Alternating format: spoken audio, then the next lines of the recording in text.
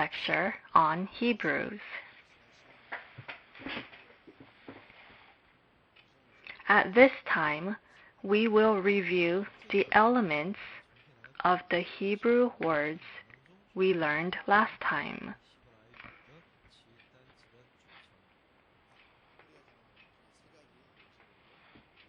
Hebrew words are categorized into three kinds of elements. First, verbs. Second, nouns.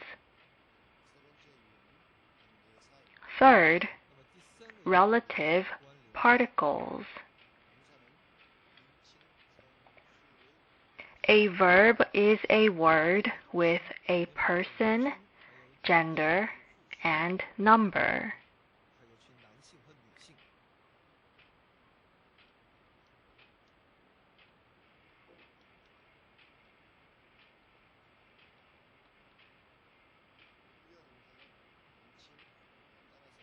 Hebrew verbs are divided into the first person, second person, and third person. They are also divided into the masculine and feminine.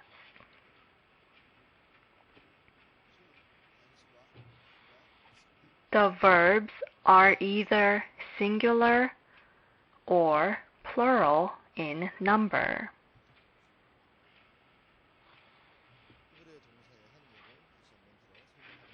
Let's look at an example of a Hebrew verb.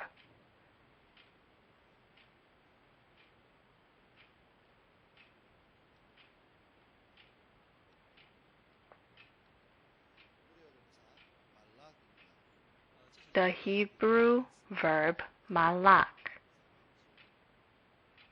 This word is in the third person, masculine, singular form.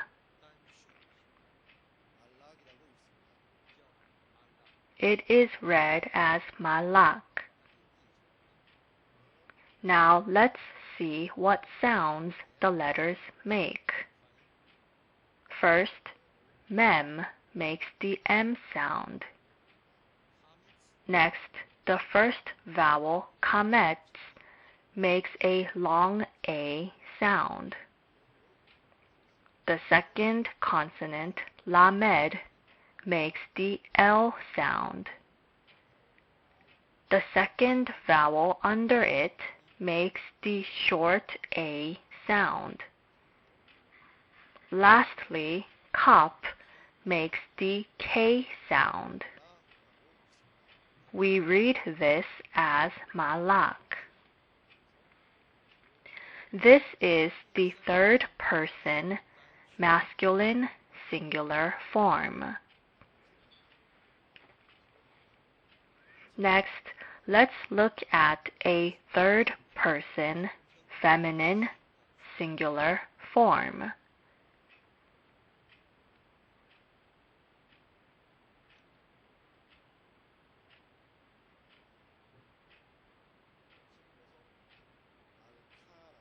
The third person feminine singular is malka. Please read along. Malka. Next, the second person masculine singular.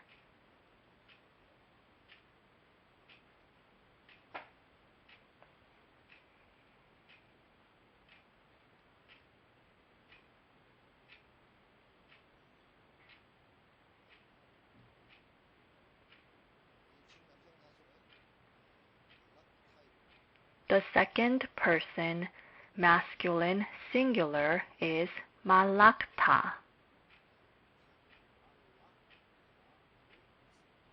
This is read malakuta or malakta.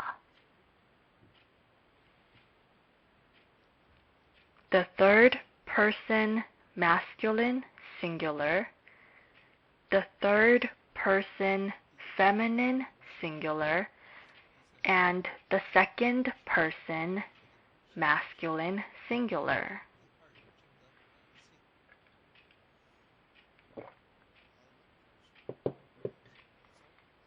Next, let's look at the second person feminine singular.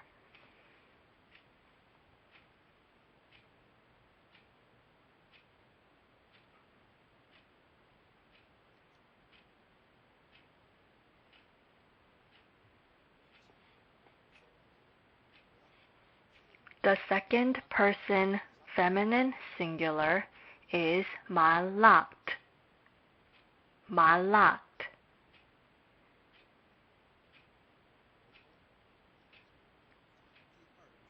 This is the second person feminine singular. Next, the first person common singular.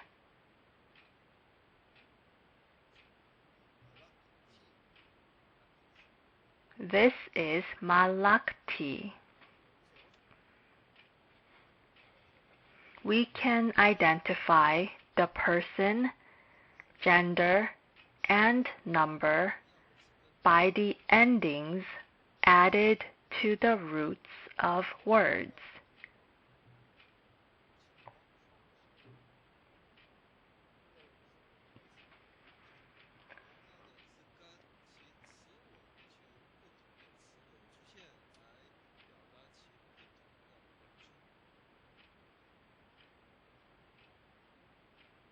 There is nothing here.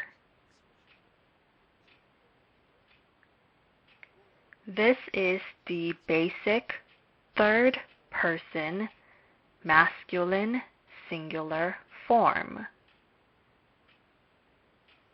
When a different person, gender, or number is added to the basic third person masculine singular, its meaning changes. Here on this side are words that are in the singular form. Next, let's mark the plural words.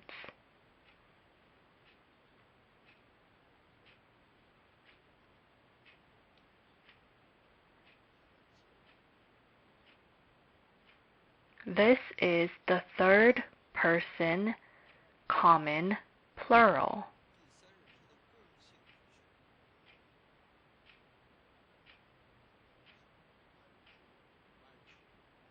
Please read along one more time. 말구, 말구.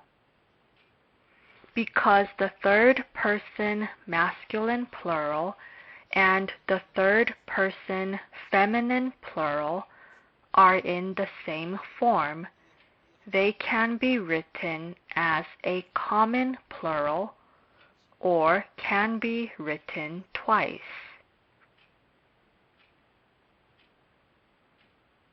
Next, let's look at the second person form.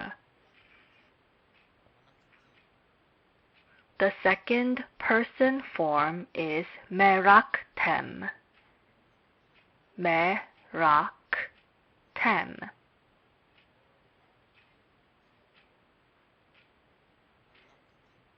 Meraktem. This must be read as meraktem. This is the second person masculine plural. Next, the second person feminine plural.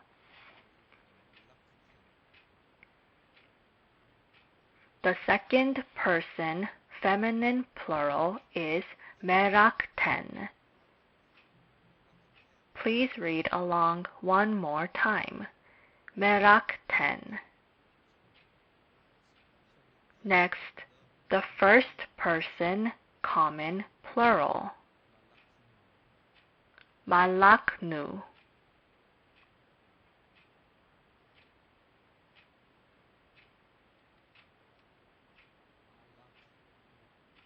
malakenu. malakenu.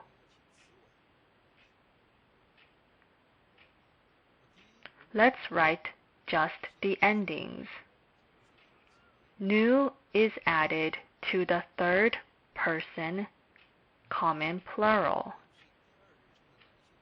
Next, tem is added to the second person masculine plural. Ten is added to the second person feminine plural. Next, nu is added to the first person common plural. This is the perfect form of a verb.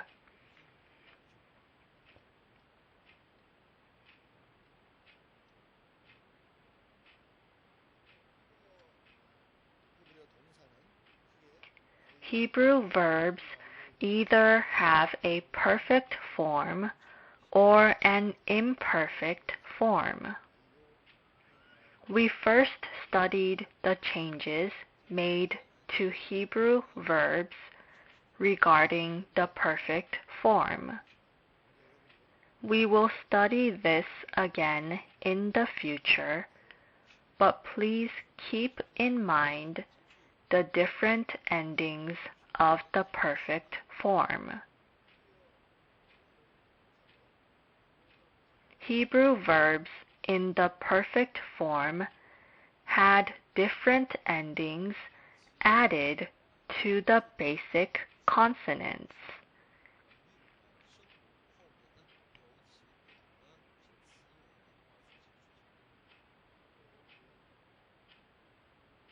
Hence, we must remember the endings of these changes.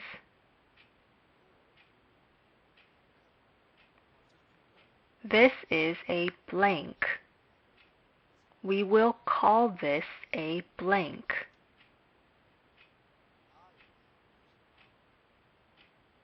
Next, ah. Kamet and he are put together and is pronounced ah. In actuality, ah is a silent syllable because he is not pronounced. Therefore, we pronounce it ah. Next, the ending ta is added to the second person masculine singular. Shewa is added to tau in the second person feminine singular. Shewa is a silent shewa and is not pronounced in any particular way. Hence, it makes the t sound. Next, the ending t is added to the first person common singular. Tau, hirek, and yod are added and is pronounced t. Next, the plural form wu is added to the third person common plural. This is a long vowel which we call surek. It is pronounced wu. Next, the ending tem is added to the second person masculine plural. Tau, shegor, and mem. Tau, shegor, mem. This is pronounced tem.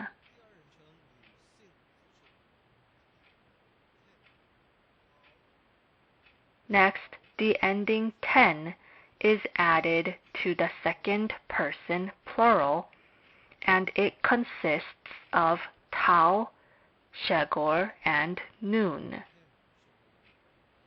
Be sure to differentiate tem from ten. Next, the first person common plural ending. It consists of nun and shurek. There is a blank here, which means that endings have not been added to the basic form. Next, a, ta, ti, wu, tem, ten, nu. Here, the third person, common plural, applies to both the masculine and the feminine.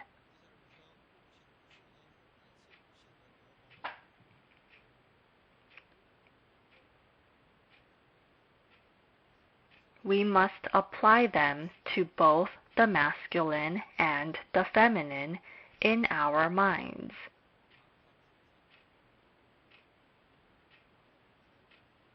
Blank, a, ta, t, ti, wu, tem, ten, nu are endings added to the perfect form of verbs.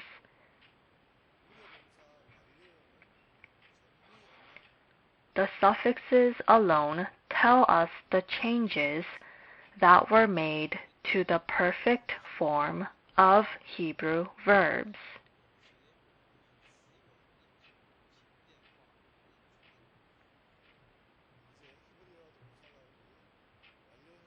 Now let's look at the imperfect form of Hebrew verbs, which is just as important as the perfect form.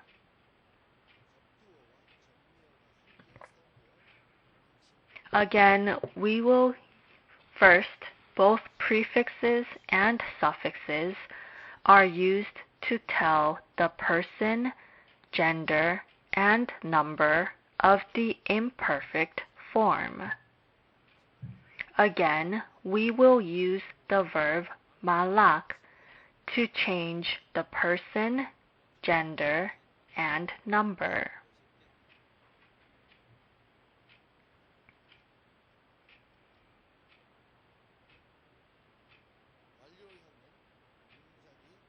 The imperfect form.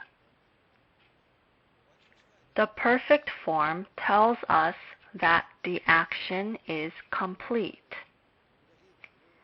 On the other hand, the imperfect form of Hebrew indicates a form that is incomplete.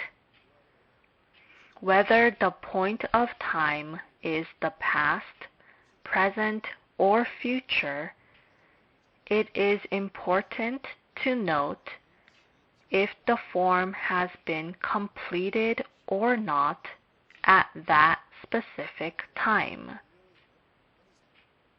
Hence, the perfect form is translated in the past tense, and the imperfect form is translated in the future or present tense for convenience. Before we study the imperfect form, let's look at an example of a translation of the perfect form. The third person masculine singular malak is translated in the following way. This is a third person masculine form, and this is derived from the meaning to rule. When interpreted in the past tense, it means he ruled. Because this is the third person masculine singular form, we use the pronoun he.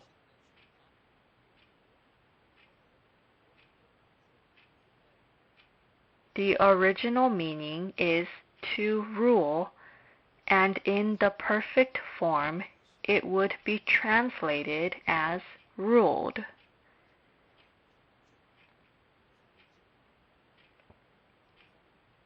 Then let's see how the third person feminine singular is translated.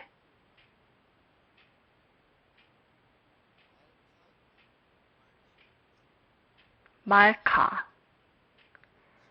The stress is put at the beginning of the word, and because this is the third person feminine singular, we would use the pronoun she. Because this is also a perfect form, we would translate it as ruled. In English, it would be she ruled. When translating plural forms, we can translate in accordance with the person, gender, and number of the verb. We will study this in depth in the next lecture. Right now, we will study the imperfect form. The imperfect form of verbs. No matter what point of time, the past, the present, or the future, the standard is the imperfect form tells us that the action or movement is incomplete.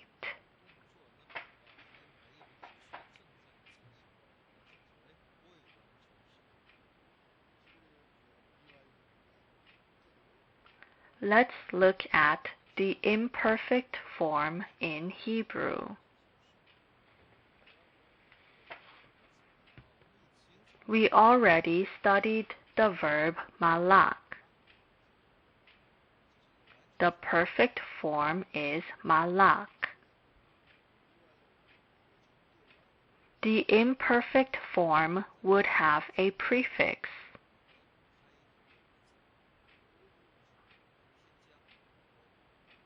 Yod is added, and then the vowel hirek. Then the vowels of the following words would change.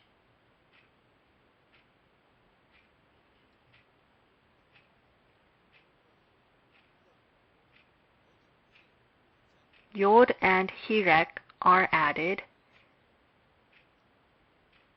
and it is pronounced yi. Next, holem and the O sound is added.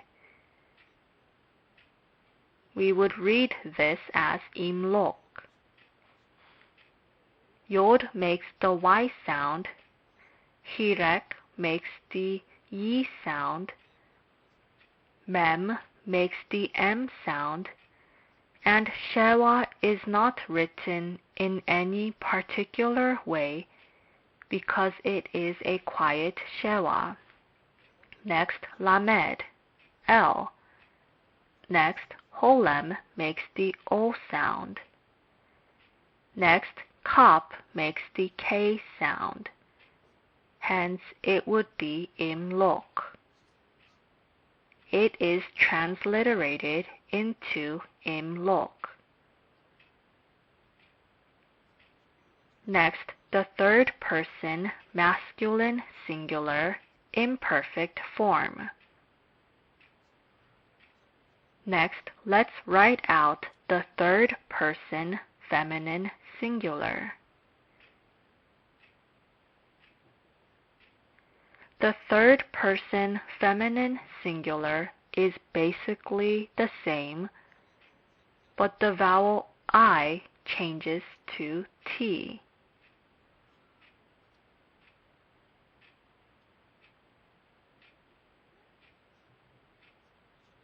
Hence, it would be timlok. Timlok. Imlok and timlok are the third person masculine singular and the third person feminine singular of the imperfect form. Next, let's look at the second person masculine singular and the feminine singular.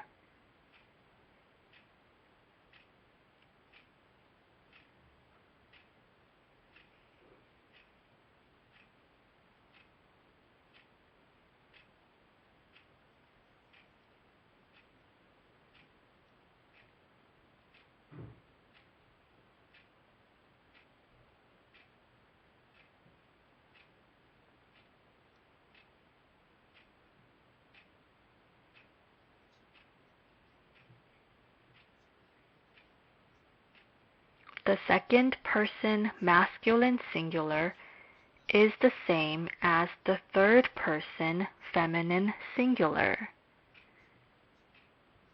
The second person feminine singular is the same as the second person masculine singular. One exception is the addition of the ending yi.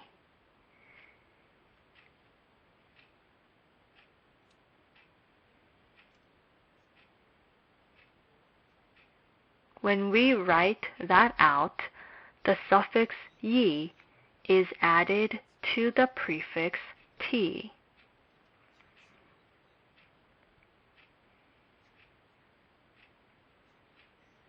Next, the first person common singular.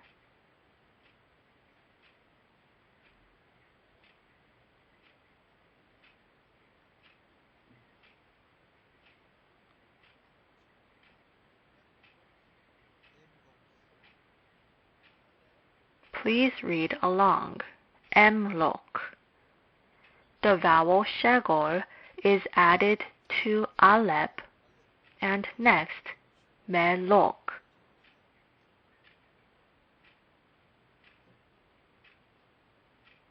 E, T, T, T, and E are added.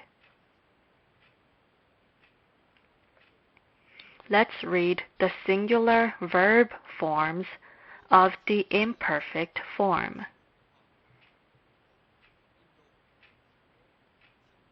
Imlok, timlok, timlok, timereki, emereki, emerek.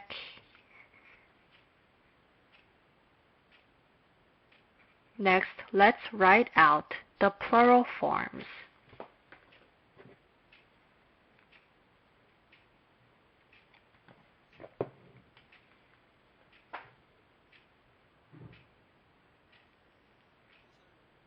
The third person masculine plural is imereku. It includes the prefix yi and the suffix wu. Let's write out the third person feminine plural.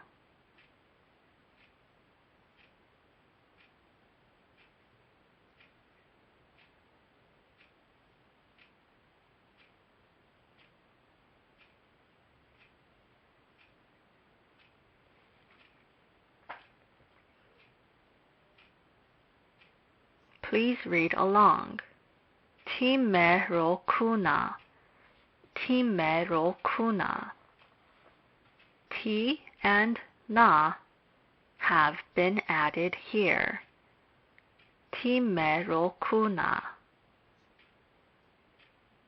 Next, the second person masculine plural.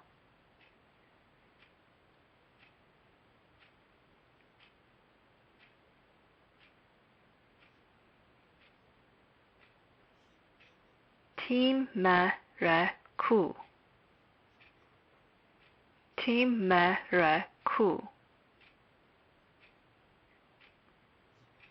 T is the prefix and wu is the suffix.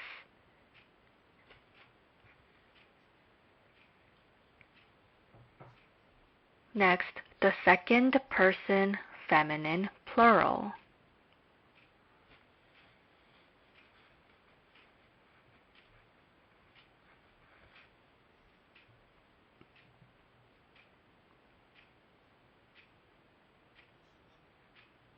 티메록나, 티메록나.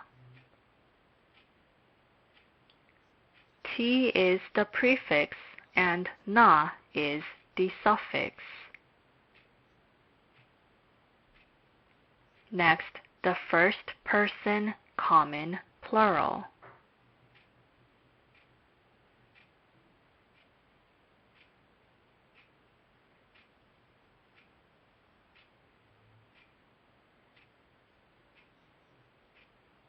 Nimrok or Nimrok. Nimrok.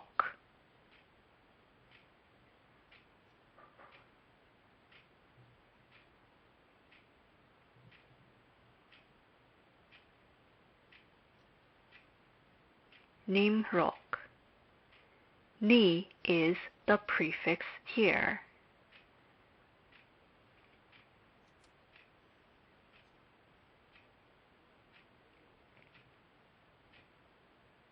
To review, E is the prefix in the third person masculine singular of the imperfect form of verbs. Next, in the third person feminine singular, T becomes the prefix. Next, in the second person masculine singular, T becomes the prefix again. In the second person feminine singular, T becomes the prefix and E becomes the suffix.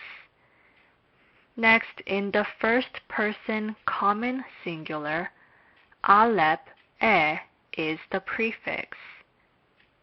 Next, in the third person masculine plural, E is the prefix and Wu becomes the suffix.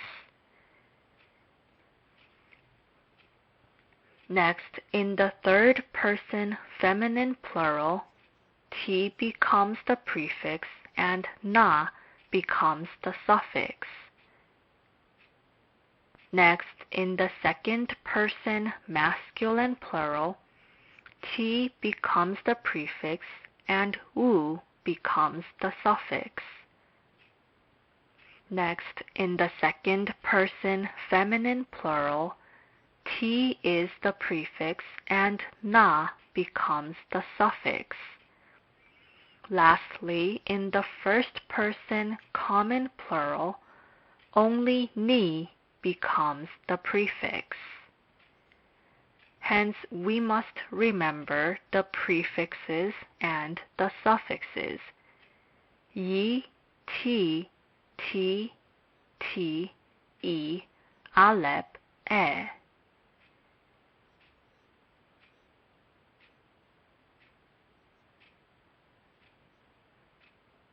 We read them in this order so that it would be easier to memorize them.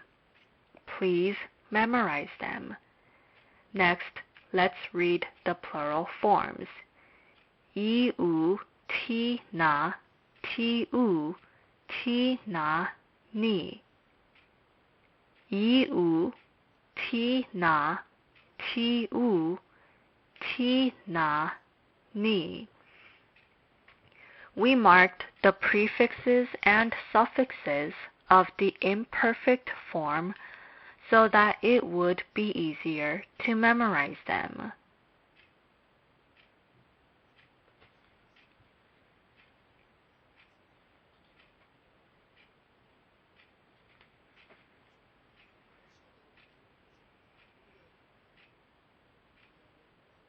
The two things you must remember is that there is the imperfect form and the perfect form to Hebrew verbs.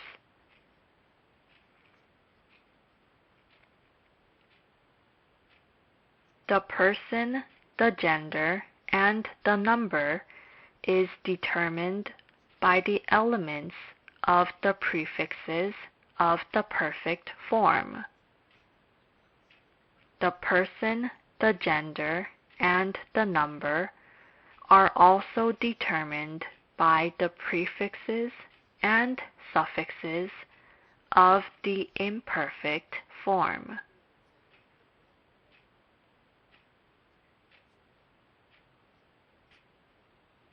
We will study the changes in the perfect and imperfect forms of Hebrew verbs in the next lecture. Next, we will review the different noun forms of Hebrew words.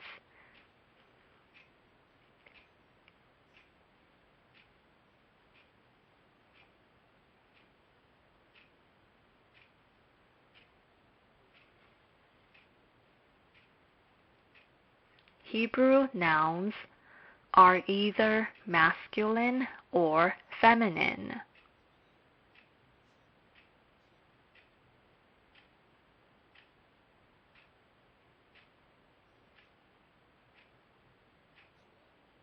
The number of a noun is either singular or plural or dual.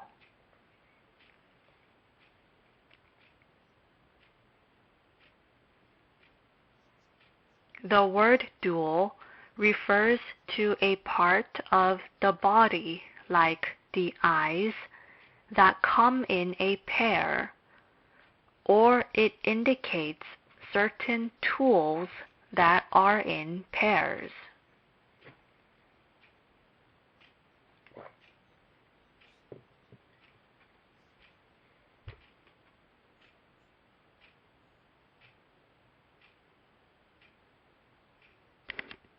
The Hebrew noun form is either in an absolute state or a construct state. The absolute state refers to a noun that appears independent in itself.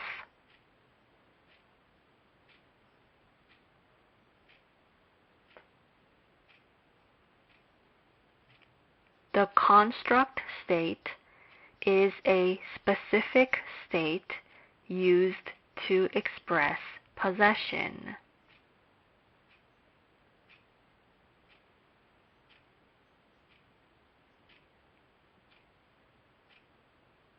Now let's look at the different forms through the Hebrew word suse.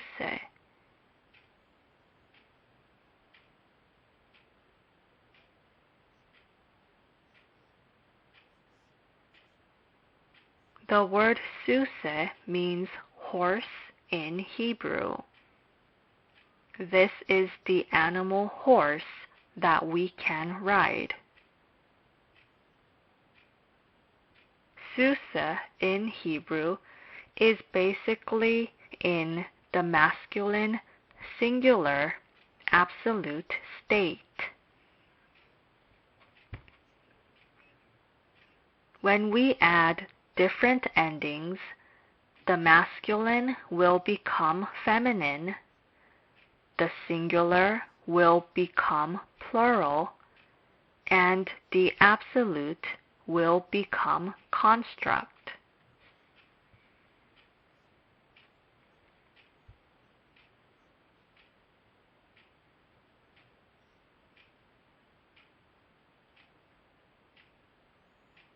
Let's look at the different forms. The Hebrew masculine singular absolute state.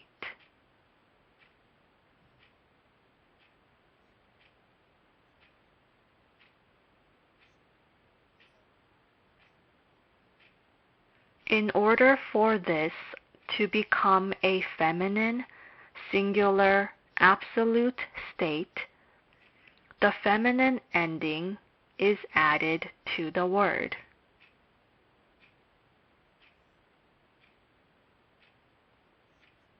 Susa. When the ending a is added, it will change to a feminine singular absolute form, meaning female horse.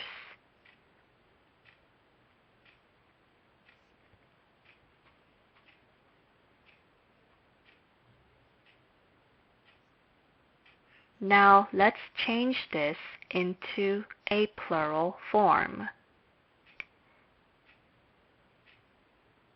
There are two plural forms, the masculine plural and the feminine plural.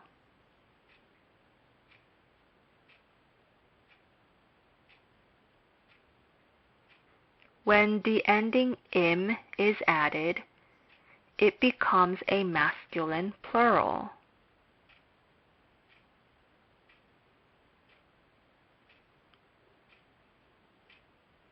When the suffix ot is added, it becomes a feminine plural. Holemwal and Tao. Next, let's make the dual form. The masculine dual and the feminine dual are different.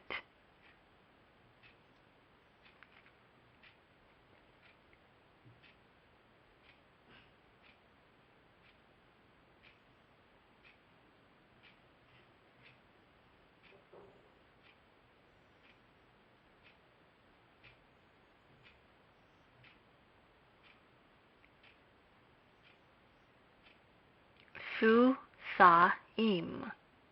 Susaim. This is Patak Yod Hirek Mem.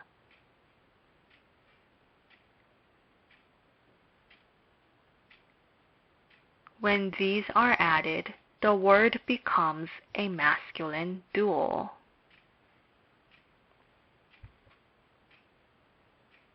Next, the feminine.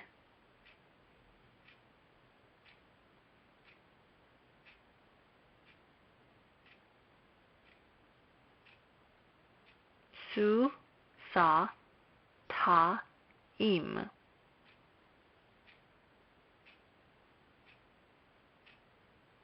Kamet, tau, patak, yod, hirek, mem.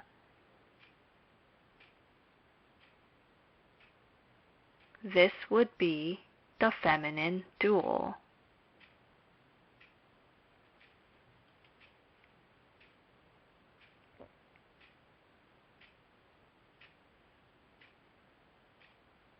Now let's add adjectives.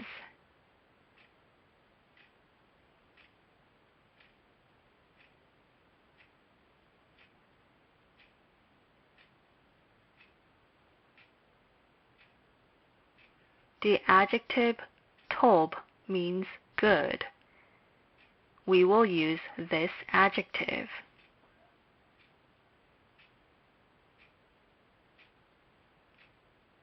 The adjective tob. There are two forms of adjectives. One is the attributive and the other is the predicative.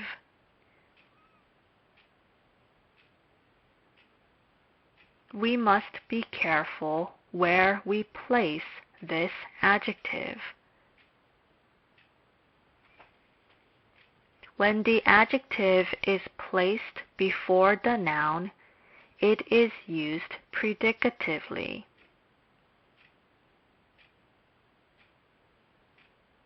It means that is a good horse.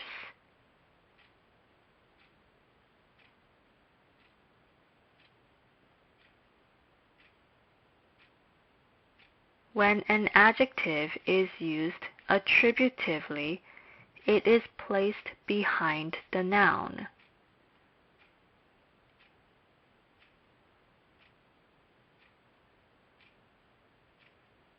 In this case, it would become good horse. All adjectives can form these combinations: the masculine singular, the feminine singular, the masculine plural, the feminine plural, the masculine dual, and the feminine dual. Attributive and predicative adjectives can be added to all forms.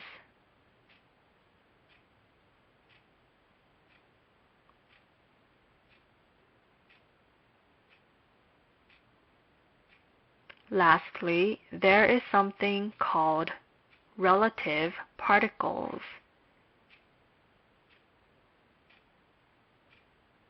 Relative particles include prepositions, articles, conjunctions, relative pronouns, infinitives, adverbs, and other words used for emphasis.